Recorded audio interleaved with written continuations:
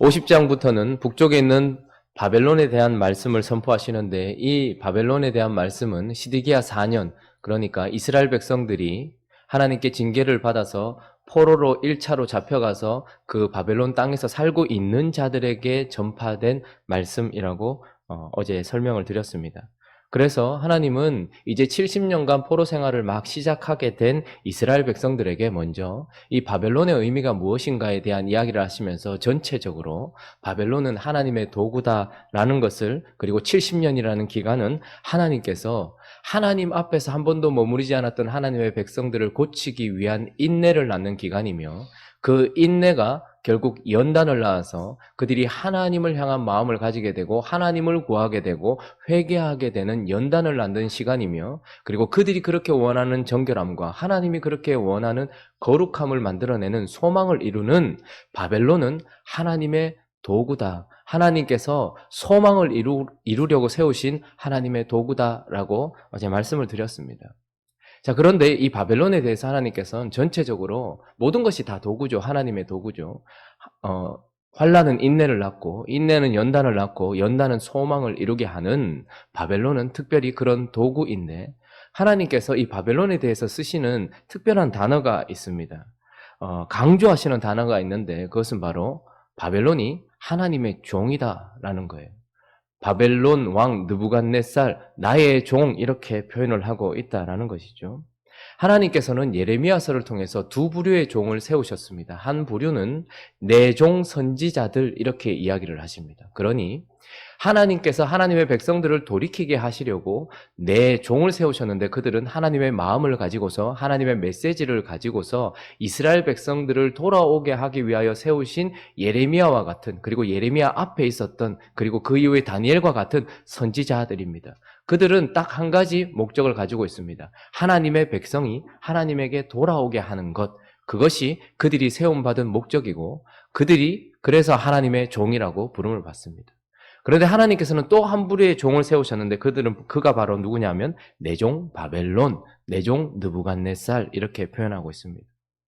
그는 하나님께서 선지자들을 보내셔서 하나님의 백성들 이스라엘을 하나님께로 돌이키려고 하게 하시는 그 목적과 똑같이 북쪽으로부터 하나님께서 부르셔서 이스라엘 백성들의 마음을 하나님께로 돌이키게 하려고 똑같은 목적을 가지고서 세우신 하나님의 종인 것이죠. 그러니까 바벨론은 선지자들처럼 하나님의 백성을 돌이키게 하려고 북쪽에서 보내신 동일한 하나님의 종이다라는 말이죠. 그렇다면 하나님의 종은 하나님께서 정하신 한계가 있고 경계가 있고 범위가 있는 것입니다. 왜냐하면 하나님이 특별한 목적을 위해서 세우셨기 때문인 것입니다. 예레미야서에 나오는 두 부류의 종은 모두 똑같은 목적을 위해서 세워졌단 말이죠. 그런데 오늘 본문은 내 종 바벨론을 하나님께서 치시는 이야기가 나오는데, 그 이유를 무엇이라고 얘기합니까? 보니까 24절은 보니까 네가 여호와와 싸웠으므로 라고 이야기하고, 특별한 단어 28절에 이제 확실하게 29절에 보니까 여호와를 마지막 부분에 보면 29절에 보면 여호와를 향하여 뭐 했다고 합니까? 교만하였다. 31절도 주만군의 여호와의 말씀이니라 뭐라고 부릅니까? 교만한 자여. 32절도 교만한 자가 라고 이야기하면서 바벨론이 멸망하는 이유는 바로 교만 때문이다 라고 이야기합니다. 좀 더 와닿게 설명한다면 그들이 하나님의 종이 주인을 넘어버렸다, 이 말입니다. 바벨론이 무엇을 도대체 넘어버린 것입니까? 먼저 우리가 어제 본문이지만 6절을 시작할 때 하나님께서 6절을 한번 양떼로다까지만 한번 읽어볼까요? 자, 시작. 내 백성은 잃어버린 양떼로다 라고 이야기를 하고 있고, 그리고 11절에도 보면 뭐라고 얘기합니까? 나의 소유를 이라고 이야기를 하고 있습니다. 17절에도 보면 이스라엘은 뭐라고요? 흩어진 양이라. 자, 한번 보십시오. 하나님께 징계를 받고 있는 이스라엘이지만, 그러나 하나님은 그들을 여전히 잃어버린 양이라고 이야기하고, 그리고 흩어진 양이라고 이야기할 뿐만 아니라 나의 소유라고 이야기합니다. 이 단어는 아주 특별한 자기의 것을 나타낼 때 쓰는 단어입니다. 내가 가지고 있는 것들이 참 많지만 그 가운데서 가장 소중하게 생각하는 그 무엇을 말할 때 소유 이런 단어를 쓰거든요. 그러니까 이스라엘 백성들은 하나님에게 있어서 특별한 여전히 하나님의 소유요. 잃어버린 양이지 버린 양이 아니란 말입니다. 흩어진 양이고 다시 모을 양들이라는 말이죠. 그런데 그들의 마음이 어떠했는가 하면 자 7절 읽어보겠습니다. 7절 시작. 그들을 만나는 자들은 그들을 삼키며 그의 대적은 말하기를 그들이 여호와 곧 의로운 초소시며 그의 조상들의 소망이신 여호와께 범죄하였음인즉 우리는 무죄하다 하였느니라. 그러니까 하나님은 그들을 여전히 아들로 생각하며 징계를 하고 있는데 그러나 그 징계의 도구인 바벨론은 일어나서 그들이 범죄하였기 때문에 죽여도 된다라고 생각하면서 우리는 무죄하다라고 이야기하고 있는 것입니다. 11절을 보면 심지어 그들을 치는 그들의 잔인함을 그들이 기뻐하고 있다는 것을 보게 됩니다. 11절 있습니다. 시작. 나의 소유를 노략하는 자여 너희가 즐거워하며 기뻐하고 타작하는 송아지같이 발굽을 구르며 군마같이 우는도다 라고 이야기합니다. 그들은 이것을 기뻐하고 즐거워하며 아주 즐겼다라고 이야기하고 있습니다. 지금 하나님은 눈물을 머금고서 바벨론이라는 하나님의 종을 통하여서 이스라엘 백성들을 돌아오게 하시려고 선지자를 보낸 마음과 똑같은 마음으로 북쪽 바벨론을 보냈단 말입니다. 그런데 지금 바벨론은 그 일을 감당해야 되는 선지자들은 울었습니다. 그러나 북쪽에서 온 바벨론도 똑같은 마음이어야 했기 때문에 하나님의 마음을 넘어가면 안 되는 것이었습니다. 그러나 그들은 하나님의 마음을 완전히 넘어가 버렸던 것이죠. 그래서 그들은 노략하는 자가 되었고 학살하는 자가 되었다라고 이야기를 하고 있는 것이죠. 그래서 하나님의 마음을 넘어버린 그들의 행위 또한 완전히 하나님을 넘어버렸습니다. 17절 한번 보시겠습니까? 다시 17절 있습니다. 시작. 이스라엘은 흩어진 양이라 사자들이 그를 따르도다. 처음에는 아수리 왕이 먹었고 다음에는 바벨론의 느부갓네살 왕이 그의 뼈를 꺾도다. 무슨 말입니까? 지금 이들은 도를 넘어버렸다는 말입니다. 하나님은 그저 하나님께서 징계의 수단으로 든 아수르와 그리고 바벨론이었는데 그런데 아수르는 그들의 살을 파먹었다라고 이야기합니다. 그런데 그 참혹한 현실 속에 남유다를 멸망시키는 이 느부갓네살은 그들의 뼈를 먹었다, 뼈를 꺾었다라고 이야기하는 겁니다. 그러니까 그들의 행위가 도를 넘어버린 잔혹함으로 넘어갔다는 거예요.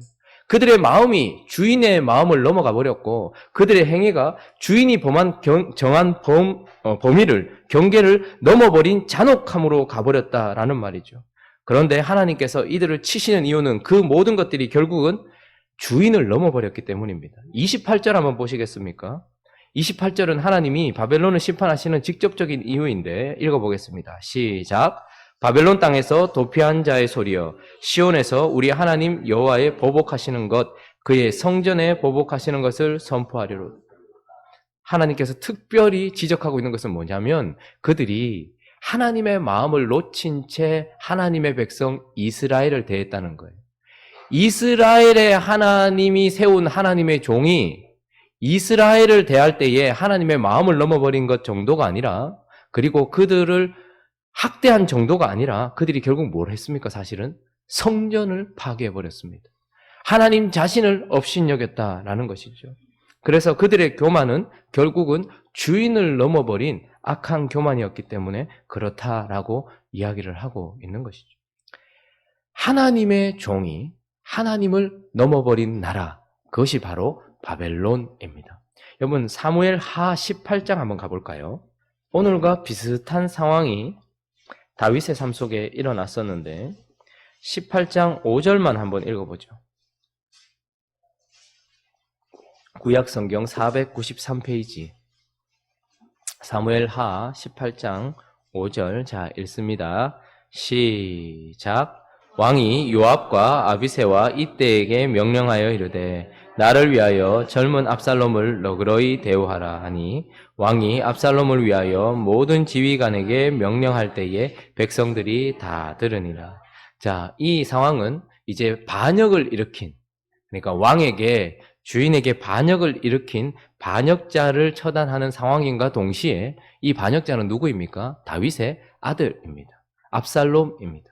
그래서 그의 악함을, 그리고 그의 약함을 징계하기 위하여서 사실 다윗은 아비새와 요압과 이때를 보내어서 진압하게 하는 것이죠. 마치 오늘 본문처럼 하나님께 배반한, 그러니까 하나님을 버려버린 이스라엘 백성들을 돌이키게 하려고 하나님께서 바벨론을 일으킨 것처럼 그들을 종으로 보내는 거예요. 그러면서 왕이 부탁한 것이 있었습니다. 너희는 그들을 반역자처럼 대우하지 말고 젊은 압살롬이라는 것을 잊지 말라는 거예요.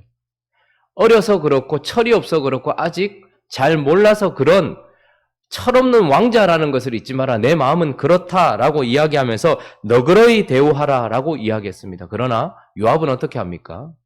다윗의 마음과 달랐습니다. 다윗은 젊은 압살롬이라고 보고 있었지만 요압은 그저 반역자일 뿐이었던 것이죠. 그래서 그를 발견한 동시에 어떻게 합니까? 너그러이 대우하라는 그 경계를 넘어버리고 창으로 찔러 죽여버립니다. 결국 이 일은 그 종이, 다윗의 종이 다윗의 마음을 넘어버렸고 다윗이 정한 경계, 너그러이라는 그 경계를 넘었을 뿐만 아니라 왕이 압살롬을 위하여 모든 군 지휘관에게 명령할 때에 백성들이 다 들었어요. 결국 이 행위와 이 마음은 다윗을 넘어버린 것이죠. 그래서 요압은 나중에 심판을 받게 되는 것입니다. 바벨론이 왜 심판을 받는가? 바벨론은 선지자를 일으키시고 선지자를 보내시며 선지자를 통해서 우셨던 하나님의 마음을 고스란히 보여주면서 동일하게 이스라엘 백성들을 돌아오게 하려고 했던 하나님의 종이었음에도 불구하고 종이 주인을 넘어버렸기 때문이다 라고 이야기를 하는 것입니다. 그러나 더 하나님을 분노하게 하고 하나님을 아프게 한 것은 바벨론의 이러한 교만이 결국은 하나님을 왜곡시켜 버렸기 때문입니다. 주인을 넘어버린 것은 결국 주인을 왜곡시키는 것이죠. 저는 형제입니다. 동생이 있는데 어렸을 때는 형은 장남은 또 이렇게 장남이다 보니 마음대로 하지 않는 그런 경향이 좀 있어요. 더 나아서가 아니라. 근데 동생은 막내다 보니 또 약간 그런 게 있죠. 어렸을 때 동생은 조금 자유분방했던 것 같아요. 그러니까 좀 잘못할 때도 있고 하겠죠. 지금은 전혀 안 그렇습니다만. 근데 제 동생이 이제 중학교 때, 고등학교 때 이렇게 이제 머리가 굵어지면서 자기 하고 싶은 대로 막 하려고 할 때가 있잖아요. 그러면 어머니가 꾸중을 하고 이미 이제 좀 컸으니까 어머니가 네가 형이니까 저 좀 정신 차리게 해라. 저렇게 못하게 좀 해라. 라고 저한테 부탁한 적이 있었어요. 분명히 잘못한 것이었기 때문에. 그런데 여기 다 계시는 남자분들은 다 그렇지만 동생을 돌아오게 하기 위하여서는 반드시 폭행과 심한 방언과 어떤 무서운 어떤 그런 것들이 동반되게 되어 있습니다.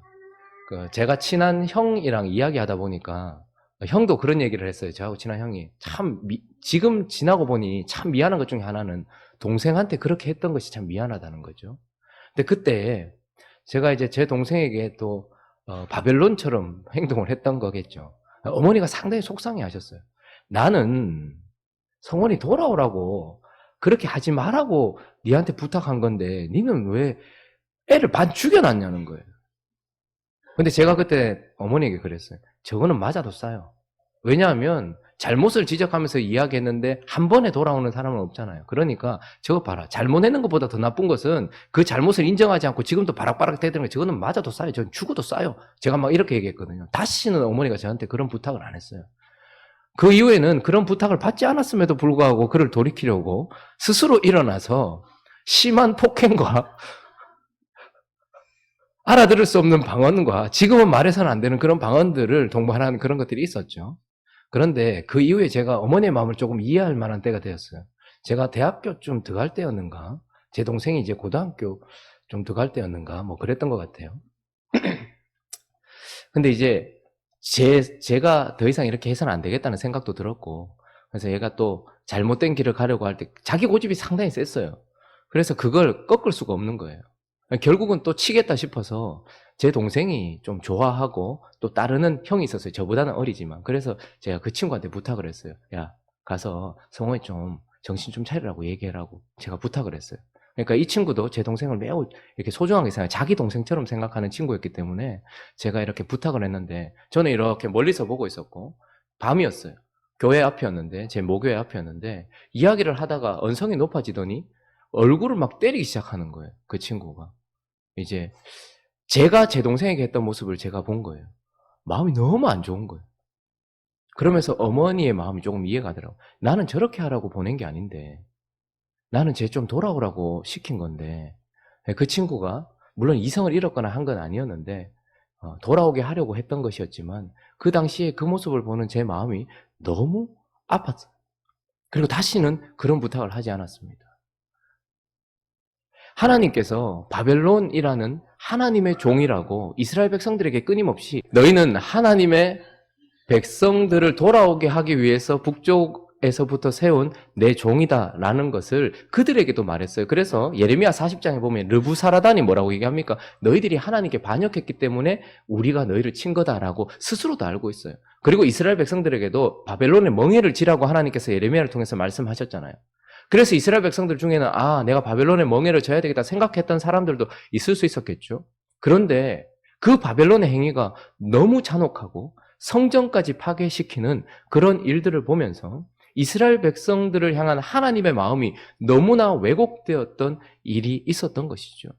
그러니까 종으로 세움받은 바벨론은 주인을 넘어버렸을 뿐만 아니라 온 세상에 주인을 왜곡시킨 교만한 자였기 때문에 하나님께서 그들을 벌하신다라고 이야기를 하고 있는 것이죠. 바벨론은 이스라엘 백성들을 돌이키게 하기 위한 하나님의 도구일 뿐만 아니라 하나님이 세우셔서 이스라엘 백성들을 돌아오게 하실 하나님의 종이었음에도 불구하고 교만했다라는 것입니다. 여러분 어제 말씀을 묵상하면서 하나님이 저에게 이런 질문을 하셨습니다. 종이라는 단어를 바벨론 왕에게만 쓰지 않고 지금 여기 서 있는 저와 그리고 거기 앉아 계신 여러분들에게도 하나님은 쓰고 계십니다. 저와 여러분은 하나님의 종입니다. 그러면 하나님의 종으로서 하나님은 우리에게 정해주신 마음이 있을 것이고 한정 지어 놓으신 경계가 있을 것입니다. 그리고 우리는 언제나 하나님의 종이라는 것을 잊지 말아야 되는데 말씀을 전하는 종으로서 너는 주인을 넘지는 않느냐 질문을 하셨는데 여러 가지가 떠오르더라고요. 교회 안에는 하나님께 칭찬을 받을 만한 사람보다는 아직까지도 하나님께 징계를 받아야 될 많은 사람들이 있습니다. 그리고 그런 사람들 앞에서 설교를 하게 되고 그런 사람들과 대화를 나누게 될 때에 제 마음은 그들을 바라보시는 하나님의 마음을 넘지 않는가. 수없이 넘나드는 것 같아요. 저래 될 만하니까 저래 되었지. 저러니까 또 저러지. 저의 마음이 그리고 저의 태도가 저의 표정이 혹시 하나님의 마음과 하나님이 정해놓으신 것을 넘지 않은가. 그런 부분들이 떠올랐습니다. 하나님은 제 자녀들을 저에게 맡기셨는데 제 자녀들을 대하는 저의 태도가 바벨론과 같지는 않았는가? 다시 한번 하나님께서 저에게 물으셨어요. 아이들이 잘못을 할 때거나 아이들이 실수를 할 때에 나는 하나님의 종으로서 특별히 자녀들에게 있어서 부모의 역할은 상당히 큰 것입니다. 왜냐하면 하나님을 대변하는 모습이에요. 아버지나 어머니의 모습을 통하여서 이들은 영적인 아버지를 경험하게 되는 것입니다. 그런데 하나님은 부모를 세우신 이유가 그 자녀들을 잘 양육하고 하나님의 사랑을 보여주기 위해서 세우셨는데 우리는 그 아이들의 인생에 부모라는 이름으로 끼어들어서 하나님의 마음을 대변하거나 하나님의 행위를 대변하는 것이 아니라 그 하나님을 넘어버린 교만한 태도는 아니었는가? 저는 어제 그런 질문을 받았습니다. 여기 앉아 계신 여러분들도 그리스도의 종이요 하나님의 종으로 지금 이 시대를 살고 있습니다. 여러분들은 여러분들의 자녀에게 바벨론과 같은 종은 아닙니까? 하나님의 마음을 고스란히 담고서 하나님이 정해놓으신 범위를 넘지 않으며 그저 하나님을 넘지 않는 겸손하게 울면서 말씀을 선포했던 예레미야와 같은 종입니까? 아니면 웃으며 깔깔거리며 그들을 학대했던 바벨론과 같은 종입니까? 우리 자신을 한번 살펴볼 필요가 있습니다. 나이가 든다는 것은 내 범위가 넓어진다는 것입니다. 내 밑에 나의 권위 아래 둔 사람들에게 나는 예레미야와 같은 하나님의 종이었습니까? 아니면 바벨론과 같은 하나님의 종이었습니까? 우리는 오늘 이 아침에 우리 모두가 다 하나님의 도구이지만 특별히 우리는 하나님이 세우신 하나님의 종이다라는 것을 기억하면서 내 마음이, 내 행동이 주인을 넘지 않는 거룩한 그리고 교만하지 않고 겸손한 종으로 세워지기를 다짐하는 이 시간 되기를 예수 그리스도의 이름으로 축원합니다. 이것을 위하여 간구하며 하나님께 나아가는 이 아침이 되기를 예수 그리스도의 이름으로 축원합니다.